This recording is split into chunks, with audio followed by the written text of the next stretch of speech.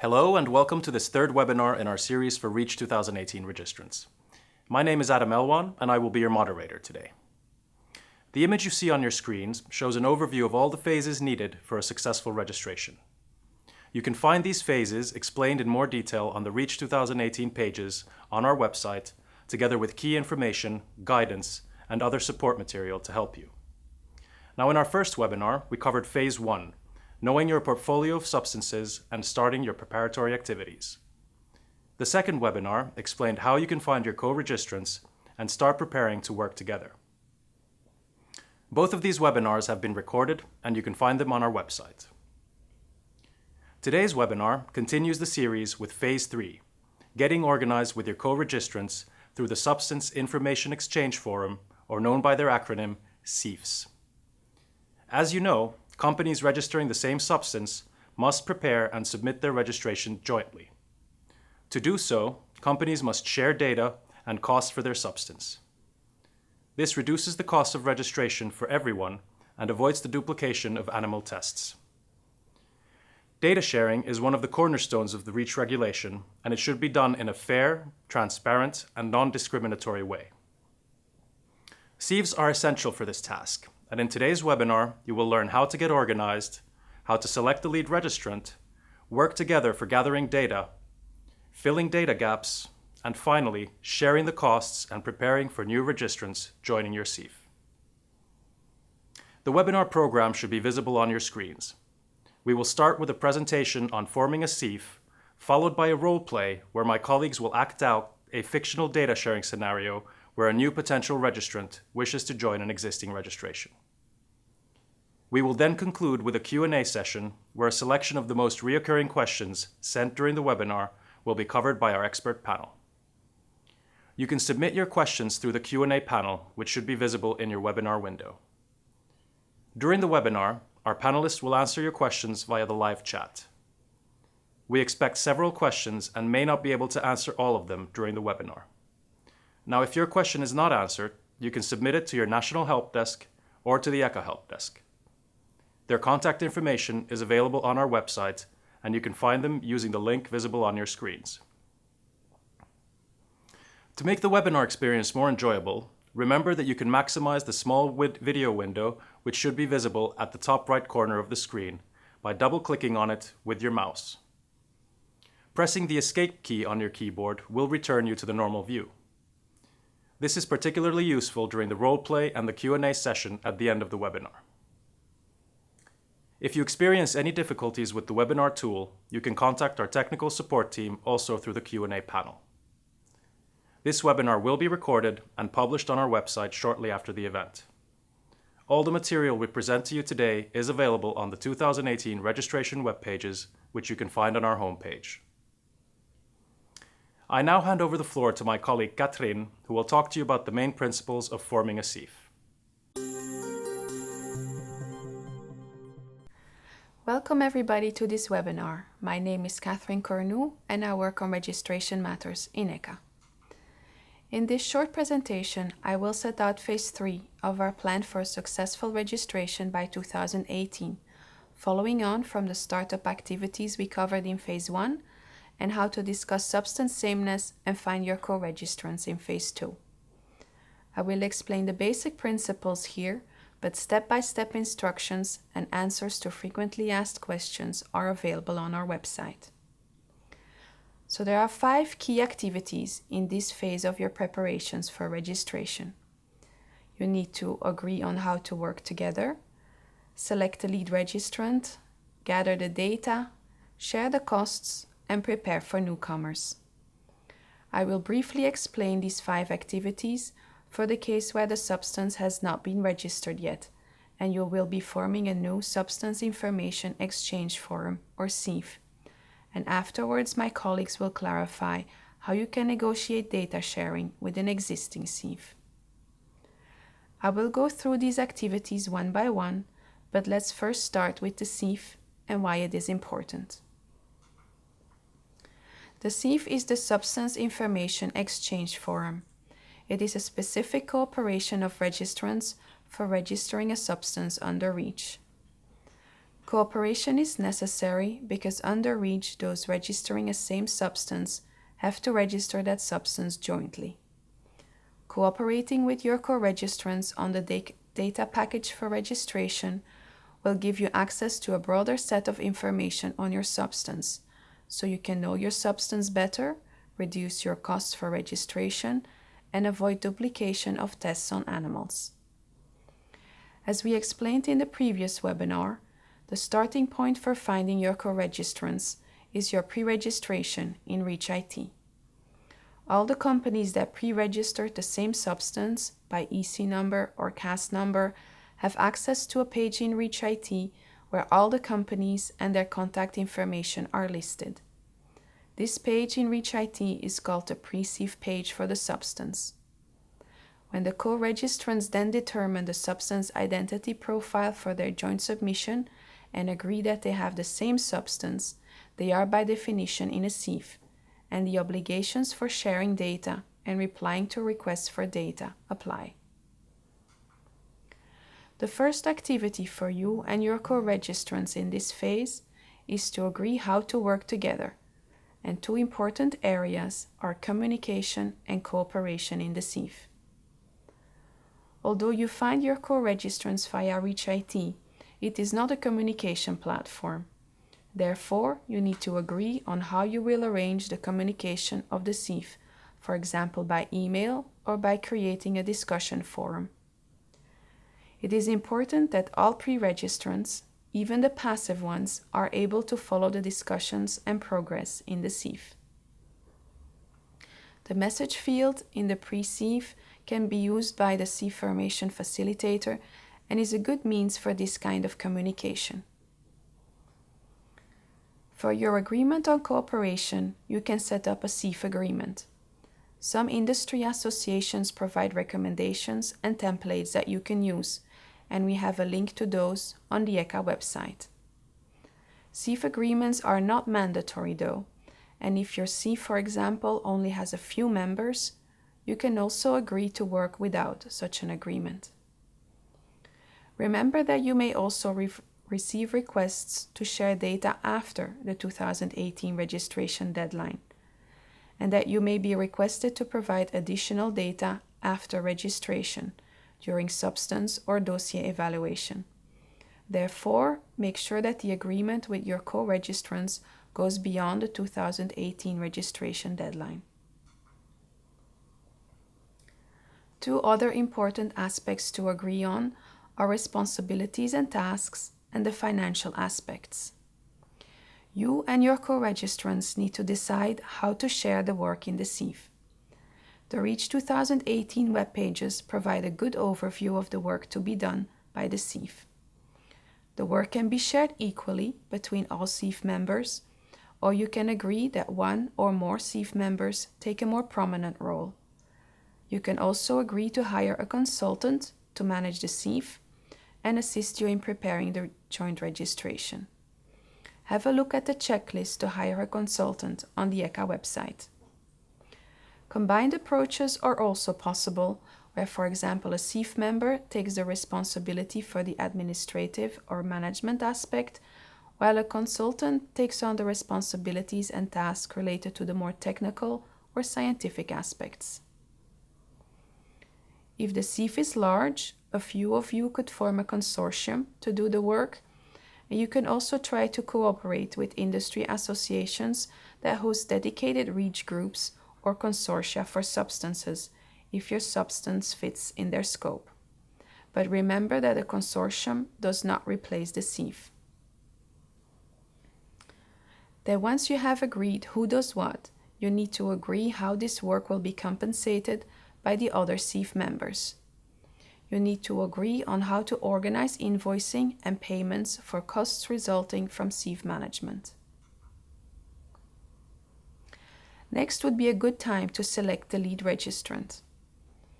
It is important to know that all co-registrants are responsible for scheduling the SIEF work and making sure that progress is made to meet the deadline. All co-registrants are also responsible for the content of the joint parts of the registration, as well as the content of their own part of the registration. However, you and your co-registrants need to agree on who will be the lead registrant, and the other co-registrants will become member registrants of the joint registration. The lead registrant will have specific tasks in ReachIT, such as setting up the joint submission, submitting the joint part of the registration first, and distributing the ReachIT security tokens to the members so they can submit their own part of the registration.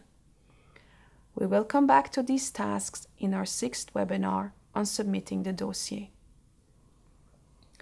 The lead registrant needs to act with the agreement of the other registrants, and he needs to be selected by them. It is not sufficient for a registrant to simply declare himself lead registrant or even submit a registration dossier before the others to be the lead registrant for substance. There are several options to select a lead registrant, and in different SIEFs, different selection schemes can be used. But the important thing is to come to an agreement between the co-registrants in the SIEF. If you cannot reach an agreement, you should continue with the SIEF work to not put your registration at risk, since the appointment of the lead registrant can still happen after the dossier has been prepared. Your next activity is to gather in the SIEF the data you collectively have on your substance. Start by reviewing which data you need for registration, which depends on your tonnage band, and if you will do a standard registration or a registration for an intermediate under strictly controlled conditions. We will explain more about your information requirements in the Phase 4 webinar, and today we only present a short overview. Basically, for the registration of an intermediate substance, you only need to supply the data you have available, so you are not required to buy additional data. For a standard registration in the 1 to 10 tons per year band, you need a set of physical-chemical information and some ecotoxicological and toxicological information. If your substance is a low-risk substance, as described in Annex 3 of REACH, then you can register your substance in the 1 to 10 tons per year band by providing only the physical-chemical information. And we will provide more information on this in the next webinar. And lastly, for a standard registration in the 10 to 100 tons per year band, you will need to provide still more ecotoxicological and toxicological information on the substance, in addition to the information needed for registration in the 1 to 10 tons per year band. Remember that not everyone in the SIEF may have the same information requirements, so also discuss with your co-registrants what data you need together for registration. Next, make an inventory of all the data available on the substance with all the SIEF members. We have survey forms for this on the ECHA website. In addition, a literature search should be performed to identify data available outside the SIEF, such as in the scientific literature. You can also look for data on a substance that is similar to yours to build a read-across strategy. Here, the ECHA website with information on registered substances can be of help. Also consider which of the standard information requirements do not make sense for your substance and can be waived. Remember that when you use data for your registration, you will need to be in legitimate possession of that data, also if the data is publicly available on the internet. So also include the data ownership and copyrights aspects in your inventory and the conditions you negotiated for using this data in your registration. Next, you will need to evaluate the data, and again, we will have more information on this in the next webinar. You will need to assess the relevance, reliability, and adequacy of the available data to see that it is fit for purpose. Then, identify data gaps by comparing the data you have to the information requirements and make a list of the data that is missing for your registration. Agree in the SIEF how to proceed to fill in the data gaps, but keep in mind that performing tests on animals is the last resort. Alternative methods need to be considered first, and you will have to demonstrate that you have done that. Alternative methods include, for example, in vitro testing. You can also consider to use an alternative to testing, such as read across from a similar substance, or using a quantitative structure-activity relationship to derive the missing information. If you find that you can fill your data gap with data which is not owned by a SIEF member, you need to make an agreement with the data owner, such as a letter of access or a license to use. We recommend to negotiate such an agreement for all co-registrants together, including future co-registrants. And if you come to the conclusion that a test needs to be conducted to fill a data gap, then you need to agree in the SIEF which laboratory to use and who in the SIEF will be in charge of this. At the end of this step, you need to have a complete set of good data that satisfies the information requirements for your registration. Be aware that if there are several studies in the SIEF that cover the same information requirement, or studies that cover information requirements for higher tonnage bands than what you will register, these should all be submitted in the registration. Beyond the data as such, you should also agree if you will be preparing and submitting jointly the chemical safety report needed for registrations above 10 tons per year and the guidance on safe use of the substance. When you have compiled your data package, you can discuss the sharing of the costs. Start by itemizing all the data and setting a price for each.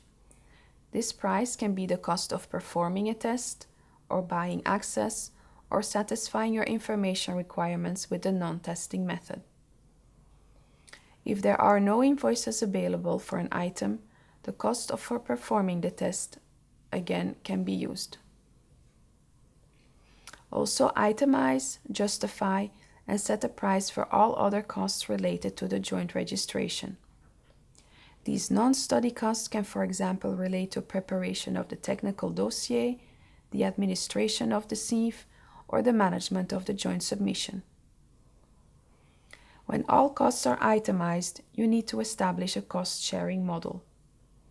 The main principle for sharing costs is that all costs, study costs and non-study costs, need to be shared in a fair, transparent, and non-discriminatory manner. There are several models on how to determine the value of data for each purposes. The basis is always the actual cost, and then reductions can be applied as agreed in the SIEF. Remember that registrants only need to pay for the data they need for their registration, depending on their registration type and tonnage band. Co-registrants do not necessarily all have the same information requirements.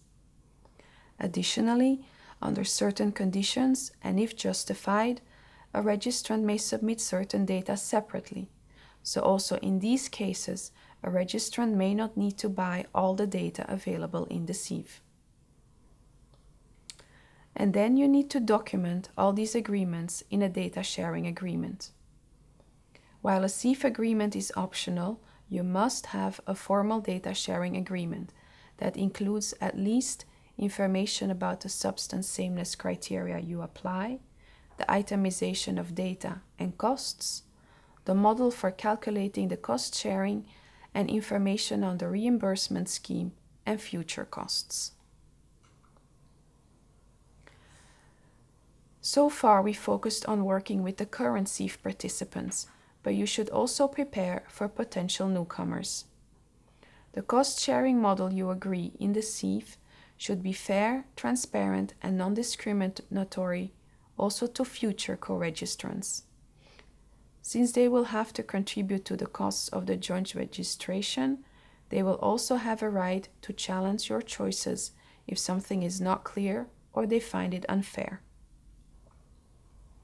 Be prepared to answer the questions of newcomers, explain your cost-sharing model, and receive decisions on the content of the dossier. You also need to establish a reimbursement scheme to redistribute the contributions to the data sharing agreement as the number of contributing co-registrants increases. Each time a new registrant buys access to the data, the overall cost for each co-registrant will decrease. When and how frequently the price is recalculated needs to be agreed in the SIEF. In case you and your co-registrants do not manage to reach an agreement on data sharing, you may, as a last resort, file a data sharing dispute with ECHA. You can find more information on this option on the webpage on data sharing disputes in practice. Before filing a dispute, you should make sure you can demonstrate that you have made all efforts in the negotiations, asking for clarification on the items of concern to you and replying to questions from the other party. And be aware that even after a data sharing dispute, you will still need to be part of a joint registration. So we have now talked about all 5 key activities of Phase 3 of your plan for registering by 2018, and I will conclude with a few messages for you to take away from this. We expect that many new SIEFs will need to be formed for 2018, and we expect many of those SIEFs to be quite small, or even registrants alone. So get active in your SIEFs or pre-SIEFs if you have not concluded your substance sameness discussions yet. If everyone waits for others to take the initiative, you may run out of time to register your substances. Preparing for registration takes time, in particular if you need to generate new information. So start sharing the information you have on your substances and make progress with the SIEF work. Be fair, transparent, and non-discriminatory in your communications with your co-registrants, in sharing the work, and in setting prices for data and work done. And remember that support material is available from your national help desk and from the industry organizations and from the ECHA website by clicking on the Reach 2018 banner. The material presented here can be found in the section on practical advice for new SIEFs. This concludes my presentation for today. Thank you for your attention. Thank you, Catherine. If you have any questions related to her presentation, you are welcome to send them using the Q&A panel visible in your webinar window. We will answer as many of them as possible through the Q&A panel. Don't forget that if your question is not covered by the end of the webinar, you can always submit it to your National Help Desk or to the ECHA Help Desk. We now move on to the role play. Let's wait a few seconds to make sure that you have the video loaded before starting. Remember that you can double-click on the video window to view it in full screen. Okay, ready to start. Welcome to this webinar on how data sharing negotiations work in practice. My name is Daniel Sompolski, and I have been in charge of data sharing in ECHA since 2010. I have invited 2 of my colleagues to make a role play that will show you an example of how data sharing negotiations may take place. It tries to cover the most common aspect of data sharing negotiation, with practical tips on the rights and roles you have as potential and existing registrants. As you may already know, companies that have the same substance must prepare the registration dossier jointly. A group of such companies is called a Substance Information Exchange Forum, or known by acronym SIEF. Each SIEF covers one substance. Make sure that you discuss substance sameness before you kick off data sharing. This way, you make sure that you spend your time and money on the right substance from the start.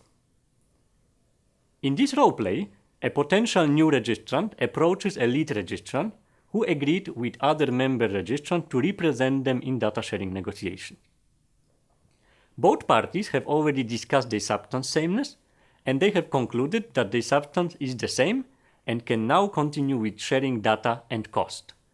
The new SIEF member has questions about different aspects of joining an existing registration. The role of the lead registrant representing all members of the joint submission is played by Laura Valin. Alexis Quintana Sainz plays the role of the potential new registrant. Be aware that although all the scenes are based on real cases or situations, the costs mentioned are made up and issues discussed have been simplified. This roleplay is meant to illustrate that both parties, the potential and the existing registrant, have to make every effort in the negotiation to reach a fair, transparent and non-discriminatory agreement.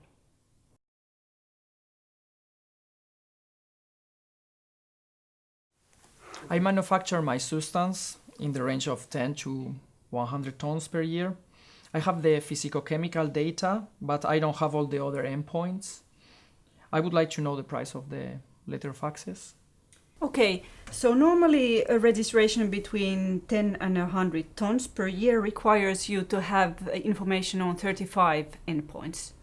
You mentioned that you have the physicochemical studies and that covers 14 endpoints. So I understand that you are missing the ecotoxicological, toxicological and the fate and behavior studies. Is that correct? Yes. I have all the required physicochemical data and I would need all the rest. For those pieces of information, the price of the letter of access would be 10,000 euros. So, and then, of course, for all the data that you already have, you would need to opt out in the submission phase. First of all, you need to know what REACH requires from you for your registration. The REACH information requirements depend on the tonnage and uses of your substance. The standard information requirements are those which are required as a minimum. If your substance is an intermediate, you only need to provide any information which is available to you. For example, if you manufacture or import 1 to 10 tons of the substance per year, you need to provide information on 22 endpoints. A simplified table listing those endpoints is available on ECHA website. If you manufacture or import 10 to 100 tons of the substance per year, you need to provide an additional 13 endpoints. A list of these endpoints can also be found on ECHA website. Once you know what is required from you, make a comparison with what you already have. You don't have to purchase all the data if you already own some of them. You can negotiate access to individual studies or to all the data that was already submitted. However, you should assess the adequacy and reliability and decide on the selection of the most appropriate information. Finally, you must share data from tests performed on vertebrate animals. This helps to avoid unnecessary duplication of studies that involve animals. For both vertebrate and non-vertebrate data, you must make every effort to share them in a fair, transparent and non-discriminatory way. And remember, the more studies you share, the less registration will cost for everyone in the SIEF.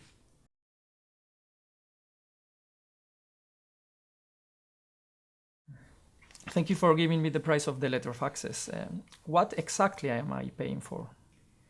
Well, the price includes the cost of the studies for the 21 endpoints that you need for your registration, and also the administrative work that the SIEF has done in the past to get this information. Could you provide me with a breakdown of all the costs? Yes, of course, we can provide you access to them, but you would need to pay a fee for this. Really? I don't think I'm supposed to pay any fee for this kind of information. You are entitled to receive access to documents explaining how the costs have been calculated, and you don't have to pay any additional fees for that. There are also no other preconditions for getting it. For example, you cannot be forced to pay a deposit.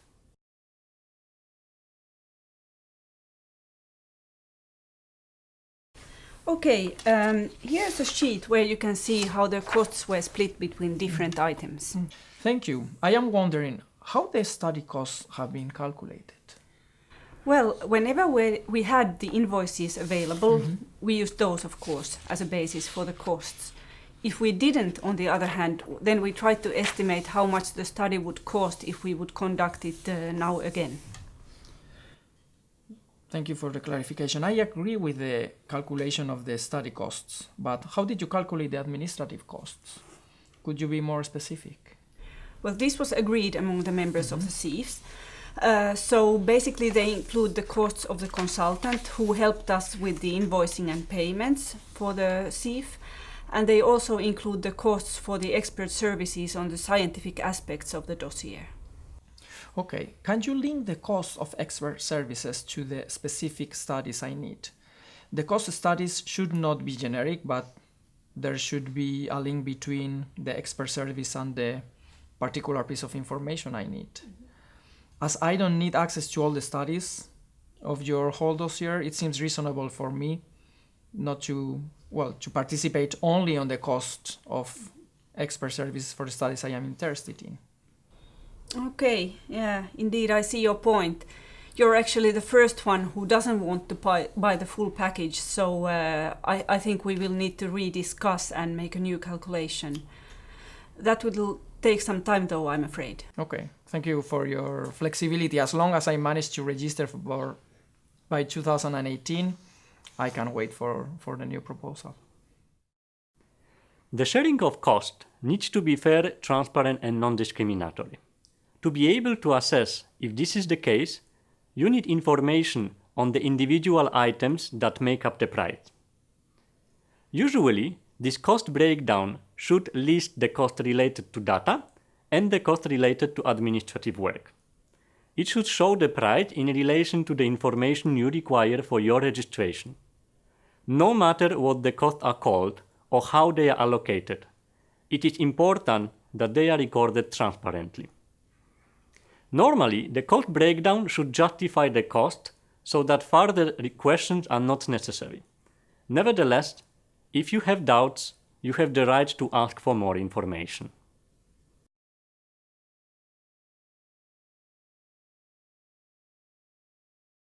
So from your cost breakdown, I can also see that you applied an interest rate to the overall cost of the letter faxes. Can you please explain the reason for that?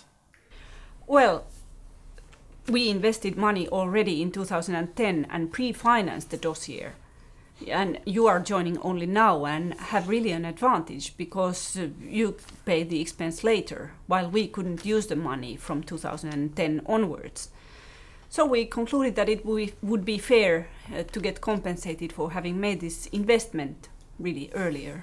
Okay, I don't really agree with you. The REACH regulation is clear that my registration deadline is 2018 and yours was 2010.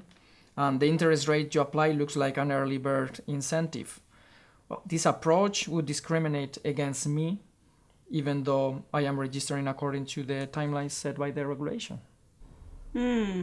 Yeah, you might be right. I will go back to the group and recommend that we will remove the interest rate from the calculation. Okay. I also see that a risk premium has been applied to all the studies. Can you please explain me why? Yes, the risk premium covers the risks taken by us for performing the tests without knowing their outcome. Okay, I understand from your list of studies that only some of the studies were performed within the SIEF. The majority of them were purchased from third parties with a known result, so I don't find the risk premium appropriate in such cases. Can you make an objective justification for the risk premium separately for each study performed within the SIEF? Well, we had a very general approach to the risk premium and we just applied the rate commonly used in our sector. Okay. Well, I would be interested in obtaining precise information about the studies that were generated by the SIEF and information on the risk that could be reasonably expected. In general, I don't see a justification for the automatic application of a risk premium. I think that wherever a risk premium rate is applied, it should be within the realm of reality. So I would ask that you revise the documentation and maybe provide more precise information on the risk premium. Whenever it's not applicable, it should be removed from the quotation. I think there are a couple of cases where we can justify applying a risk premium. I will come back to you once I have more information. Okay. And I understand that your letter of access gives me the right to refer to studies, but not co-ownership rights. So this right to refer is also limited to the EU territory for REACH purposes. Are you applying any kind of discount for the final study costs? Yes, it has actually been already accounted for. So for the right to refer limitation, you get a 50% discount. And for the fact that it's only applied in the EU territory, you get a 10% discount. And the discount is smaller in this case because we consider that the market for this substance is actually mostly within the EU territory. Okay. The examples you have just seen don't mean that any cost elements are admissible or inadmissible. The examples aim to illustrate that both parties have to make every effort to find an agreement on the cost of the data and on the mechanism to share them that is fair, transparent, and non-discriminatory. This may involve asking and replying to detailed questions to make the negotiations progress. There are several models on how to determine the value of data for each purposes. The basis is always the cost of data. The increases and reductions applied to that cost need to be agreed between the co-registrants. Less rights normally imply that the share of cost to be paid is lower. ECHA has published a fact sheet on the typical cost element in the data sharing negotiation. This fact sheet gives an overview of potential cost elements in the data sharing negotiation, allowing you to better assess whether your data sharing is fair, transparent, and non-discriminatory.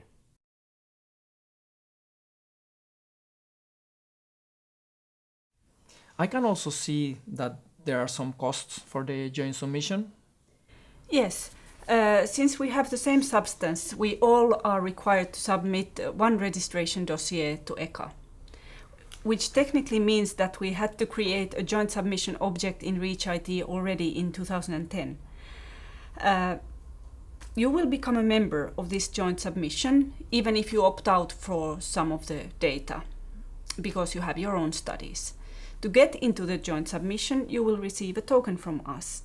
And preparing all this has generated costs, and therefore we expect you to participate in them. What are those costs and how are they shared? Well, first there is the cost of communication between us, making sure that we have all the communication mechanisms in place and that they are working.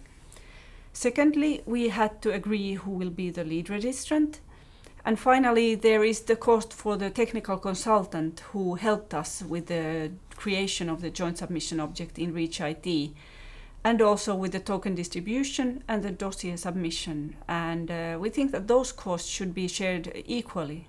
Well, I don't think that all those costs should be shared equally, but rather proportionally.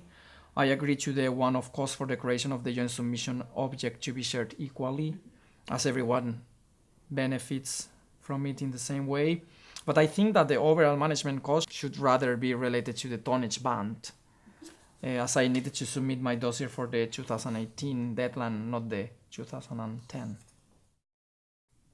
Apart from a data sharing obligation, you also have a joint submission obligation. The joint submission obligation means that you all have to submit your dossiers to ECHA as part of one submission, even if you have some or all data by yourself and wish to submit it separately as an opt-out. In practice, the cost linked to the joint submission itself, creation of the joint submission object and distribution of the token or dossier submission, are small in comparison to the cost of data or other related costs. This is particularly important for registrants of intermediates. For the cost of the management of the joint submission, the tonnage band of the registrant seems to be an appropriate measure for the proportion of the cost to be shared.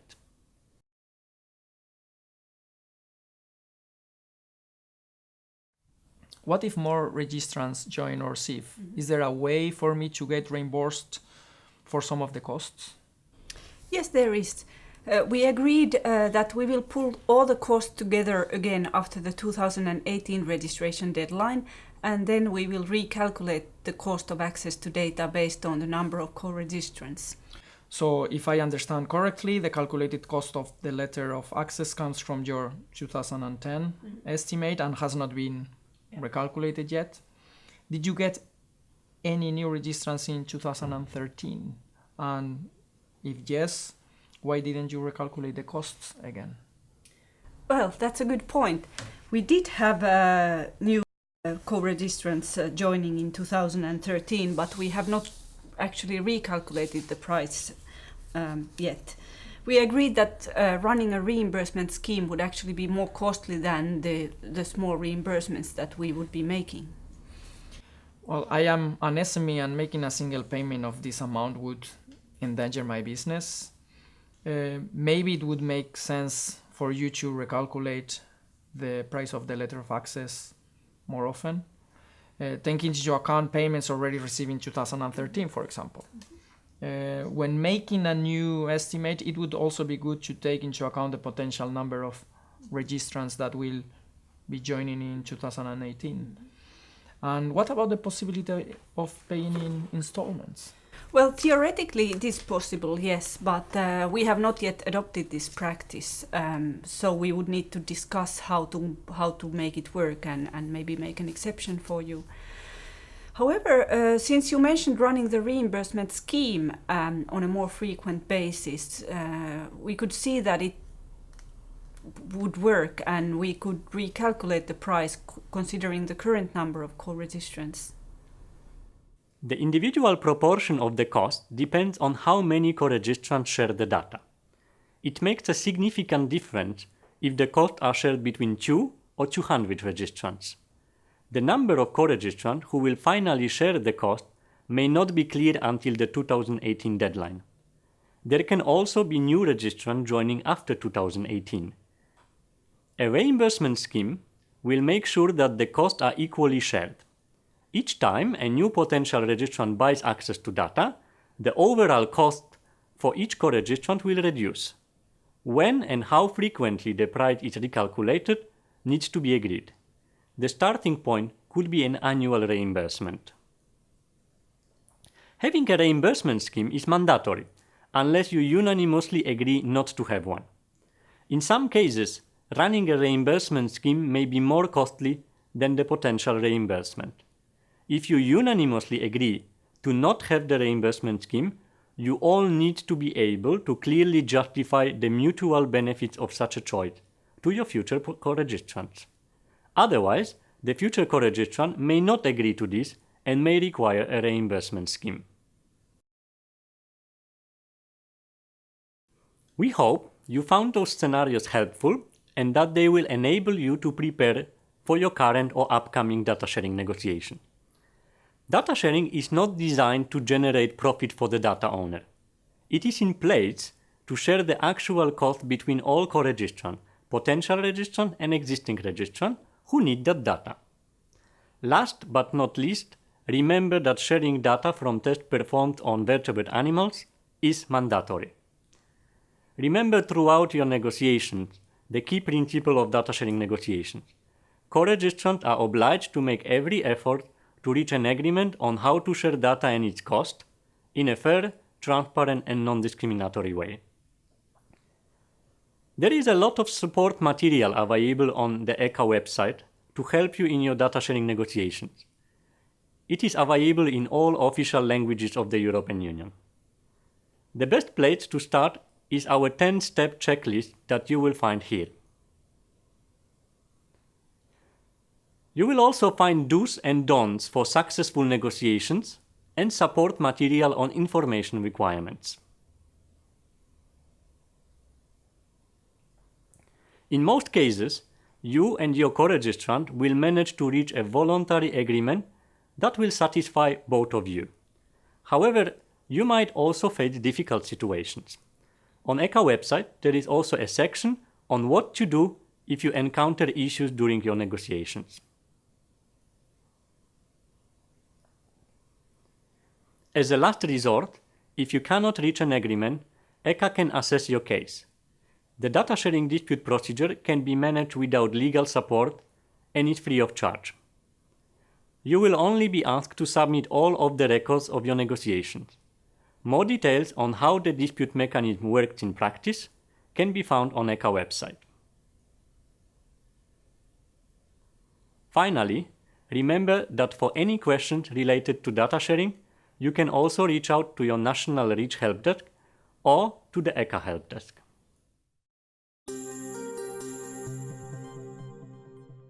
So now it's time for our question and answer session. I'm joined here by my colleagues Jos Mossink, Daniel Sompolski, and Tuomas Aitasalo, who work in the Substance Identification and Data Sharing Unit here at ECHA. So let's move on to the questions. Question 1. I'm joining an existing SIEF and have received an invoice for joining. The price to join seems high to me, and I cannot tell where the price comes from. How should I proceed? Maybe I can take this first question. There are no preconditions to join SIEF. You are the member of the SIEF by law, by REACH regulation. So, as such, membership fees are not allowed.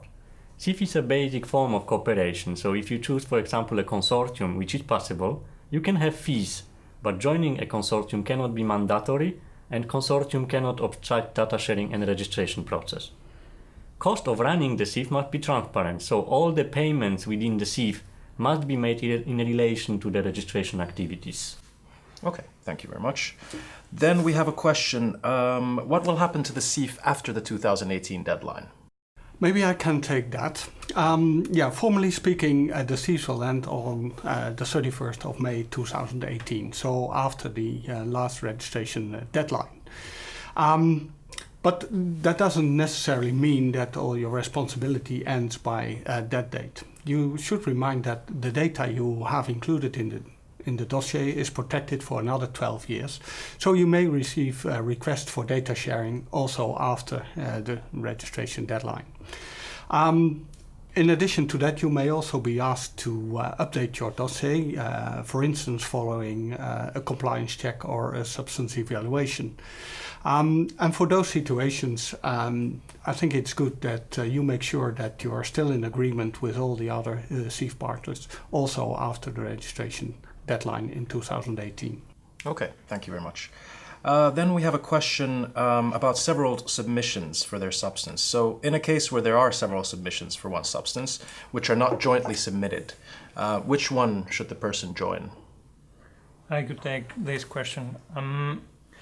Of course, there is two possibilities. There is several individual submissions or there is several joint submissions. But let's say the solution is the same for both cases. So first of all, I would suggest that you check that if there is dossiers for intermediates, or is there dossiers for substances which have been notified under the previous legislation. And this already gives you a good indication which submission to join. Then when you have found out this, then I would say that the most important thing is to find out what is the quality of the data included to these dossiers. So you need to make sure that the quality of the data is high enough and it fulfills the REACH requirement, so that the dossier is compliant. And I would say that to find out all this information, the good starting point is the ECHA dissemination website. Okay, great, thank you. Then we have a question. What is a SIEF agreement and is it mandatory? Is it okay if I take this one? Yeah. Okay, the answer is no. SIEF agreement is not mandatory, but let me explain in more detail. So the co-registrants, they need to agree on how they work together. So it is sometimes good to have a SIEF agreement to lay down how the co-registrant wants to cooperate in the SIEF. Some industry associations actually have on their web pages recommendations or even templates of such SIEF agreements. So for example, if the SIEF has only few members, like 2, 3, 4, it doesn't necessarily make sense to have a very formal SIEF agreement. However, while the SIEF agreement is optional, so the way how you agreed on working together, the data sharing agreement is mandatory.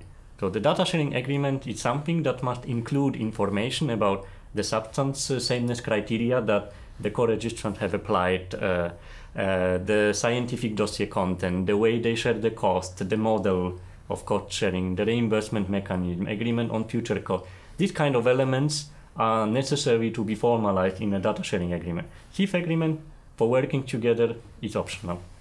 Okay, thank you very much. And also there's one question that's been coming up quite a lot. Can you explain the difference between a SIEF and a consortium? Okay, I already mentioned consortium in my previous reply, yes, so maybe it's good to clarify. So a SIEF that is mentioned in the REACH regulation has no prescribed legal form. So it is a group of potential registrants that work together, that have pre-registered the same substance and that have the data sharing obligation. Consortia is a more formal type of cooperation. So for example, for some companies it might be easier to have a consortium if they have a family of similar substances to work together as one group for several SIEFs. Participation in the SIEF is mandatory, it's by law, it's by REACH regulation. The membership to the consortium is entirely voluntary. So when a SIEF member decides not to participate in a consortium, the members of the consortium must cooperate with the SIEF participant that is not the member to the consortium. So this is what the difference is between those two types of cooperation. Okay, great. Thanks for clarifying that. If I may, I could add here that it's often claimed that the consortium must be formed to organize basically the tasks of the SIEF, so the data sharing and joint submission of the data. But in fact, this is not the case. So in fact, the SIEF should be sufficient to submit successfully your registration. At the same time, we have got some indications from the industry that for very large SIEFs, to organize and to coordinate, it could be beneficial to do it via a consortium. Okay, thank you. Next question. I'm in a SIEF and we have two members willing to be the lead registrant. How should we decide on who becomes the lead? I could take this one. Of course, it would be best if these interested members could agree among themselves. But of course, if they cannot, then the other members can appoint one of the interested members. It should be pointed out that sometimes there is some confusion on the role of the lead registrant. And to clarify, basically the lead registrant is submitting the dossier first with agreement with the members of the SIEF. The lead registrant does not need to prepare the dossier by itself, but it needs to be done in cooperation with all the members of the SIEF. Okay, great. Thank you very much. It's good, however, to bear in mind that the lead registrant is the most likely communication channel if the dossier needs some follow-up. For instance, after a compliance check. Again, responding to that is the responsibility of the whole SIEF. Okay, thank you very much. Now we have a follow-up question related to this. What about the opposite situation? So when nobody wants to be the lead registrant, what to do then? I can continue. So in fact, you should not spend too much time on this issue because then you may miss some other deadlines and not accomplish other tasks on time.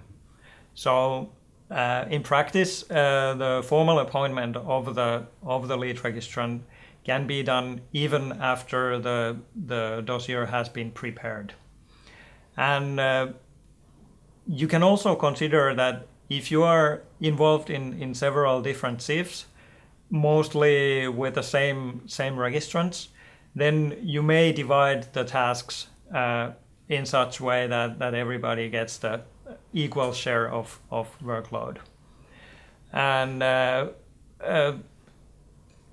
even though if you want, you can even externalize or buy the service to prepare the dossier. But even in this case, some or one of the members need to be nominated as a lead registrant. Thank you. So moving on, what to do in case there is already a registration, but it seems that there is someone else offering to be the lead registrant and for preparing the dossier? Yeah, this is a very interesting situation. I think a word of caution is on place here. First of all, new registrants should really inform themselves and not entering the SIEF just based on knowing nothing about what they are going to do. And in practice, there is some checks you can do and ask the lead registrant and to see whether they really act in your best interest. For instance, you can ask for details of the identity of the substance to sort out whether you actually have the same substance. Secondly, it would be good to ask some evidence that the party that claims to be the lead registrant really has the consent of all the members of the SIEF. And lastly, also important related to the quality of the dossier, you can ask for some indications or evidence that there really is sufficient information available to make a compliant dossier. And if there is more than one lead registrant, ask them about their intentions and see if their intended actions are in your interests as well. And keep in mind that it is not possible to have multiple registrations for the same substance. Only one joint submission can be admitted as a registration. If I may add, because I think it's also interesting to understand the source of this question. So the offers that you mentioned that people are offering to be a candidate lead registrant, those offers may seem to be less costly, for example, while not necessarily respecting all the REACH rules. So it is important to check if those REACH rules are respected regardless of the price. In many cases, it may turn out that the quality of the dossier might not be adequate for each purposes.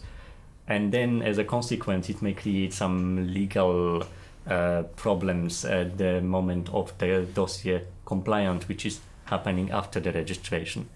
And anyways, in case there are serious difficulties in verifying the validity of such a offer of such a company offering to be a lead registrant, there is always a possibility to contact ECHA via help desk and to notify about this situation.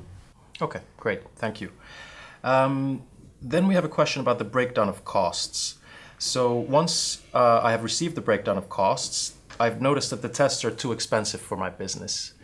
What course of action can be taken in this case? Okay, if I may continue with this question, because I feel that I would be happy to answer. So the starting point for all the cost sharing under REACH is that the cost sharing model must be fair, transparent and non-discriminatory, as has been mentioned several times today during the webinar. Fairness and non-discrimination are those terms that are depending on a specific situation. There is no clear white and black list of what is fair and what is non-discriminatory. For example, the sharing of cost of data in relation to the information requirement seems to be fair in most cases.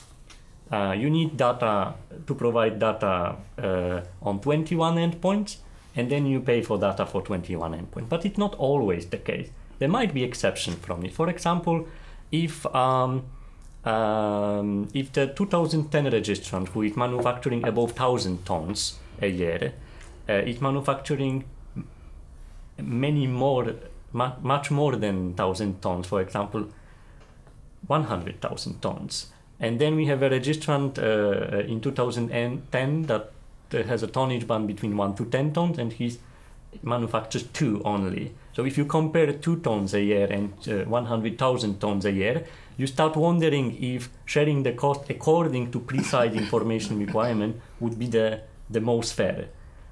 So in such situation, the co-registrant may actually consider which cost-sharing model will be fair. So if somebody feels that the model is not fair, it should come back to the existing registrant and propose their own model, explaining why actually the model chosen so far doesn't seem to be fair when this new registrant needs to join.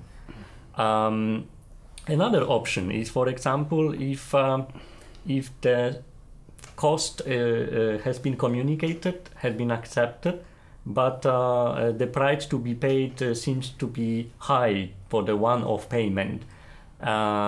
Maybe the first solution for that situation is to pay in installment, as the cost of the dossier has been already borne by the previous registrant. So it's a matter of time when the cost will be reconciled by them.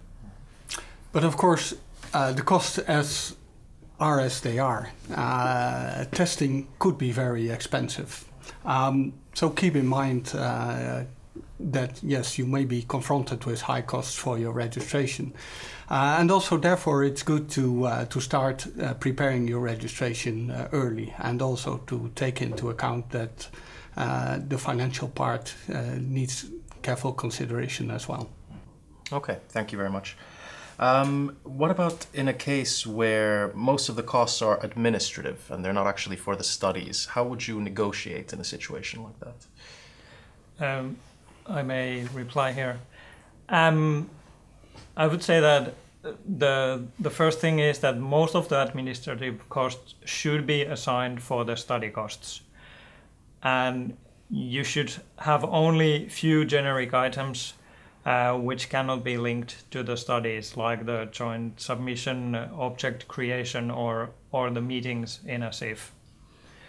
And as an example, if you have a cost for a meeting where a testing proposal has been discussed, in fact, this administrative cost should be linked to the cost of a higher tonnage band test, because for the lower tonnages there is no requirement for the testing proposals.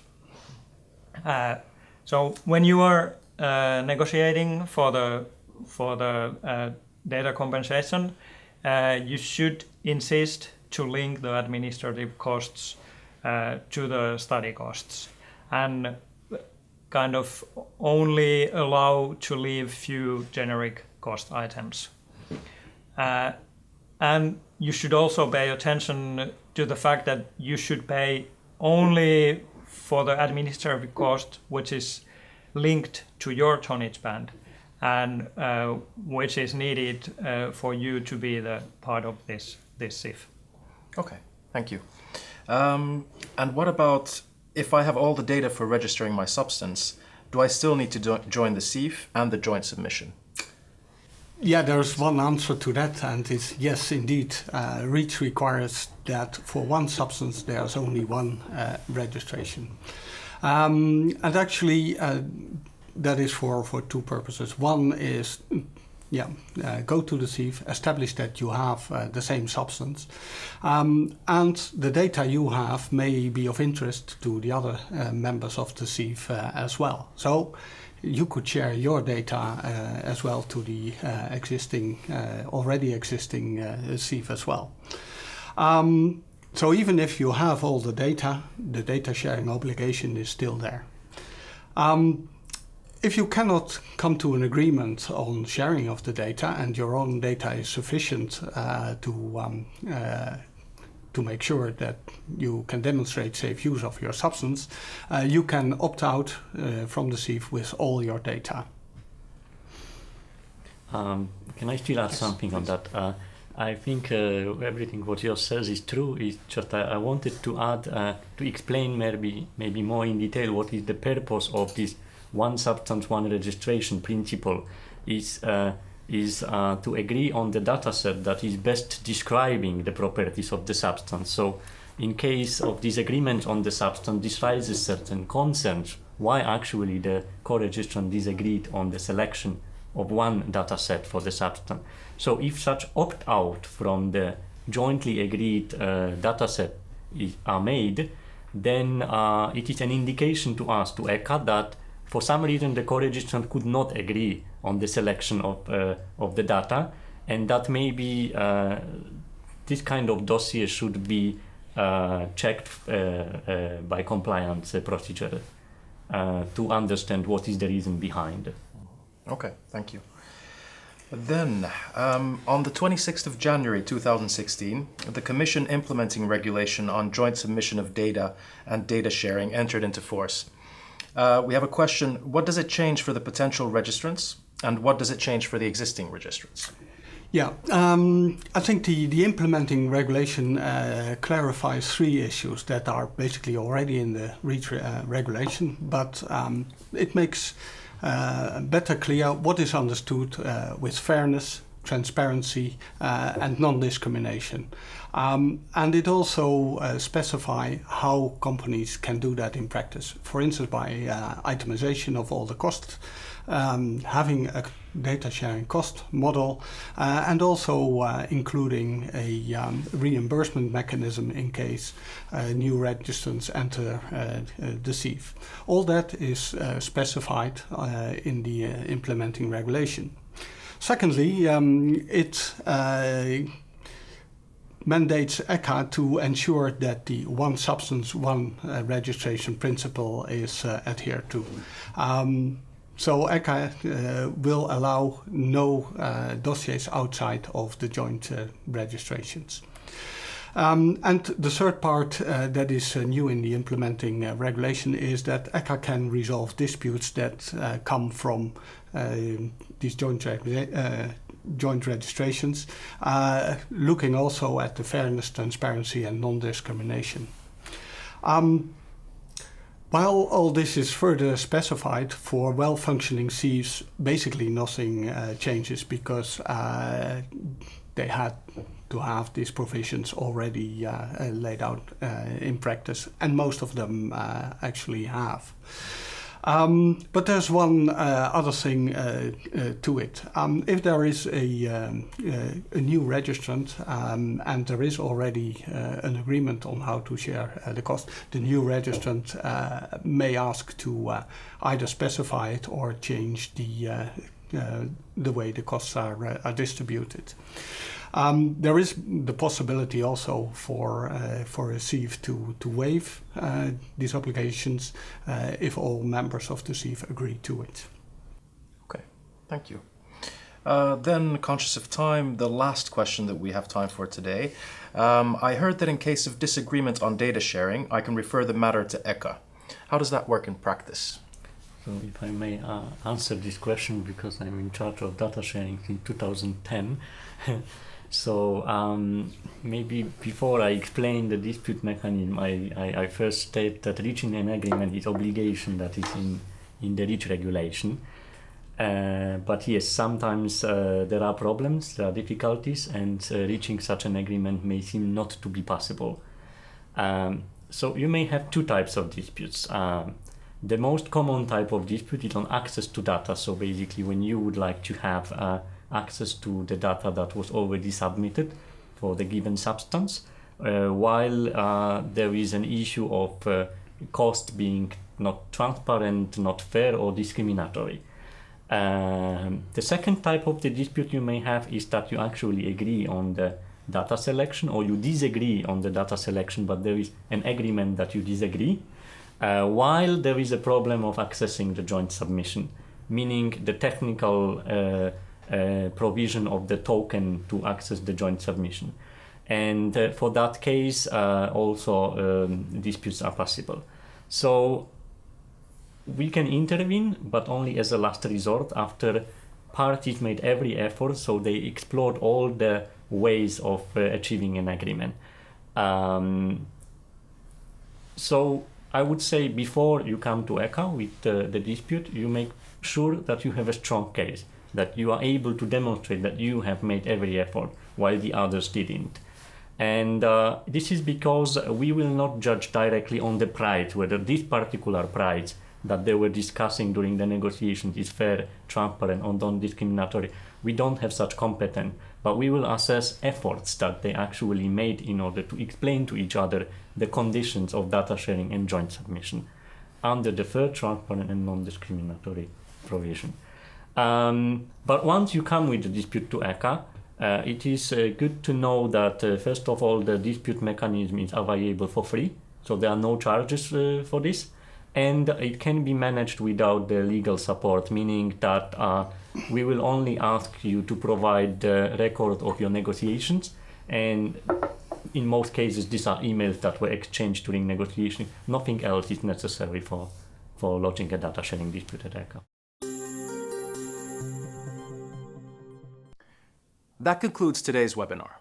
Thank you for joining us, and to our panelists and presenters. If you do not receive an answer to your question by the time the webinar ends, please resubmit it to your National Help Desk or to our ECHA Help Desk. Remember that you will be able to find a recording of the webinar and further support material on the REACH 2018 web pages.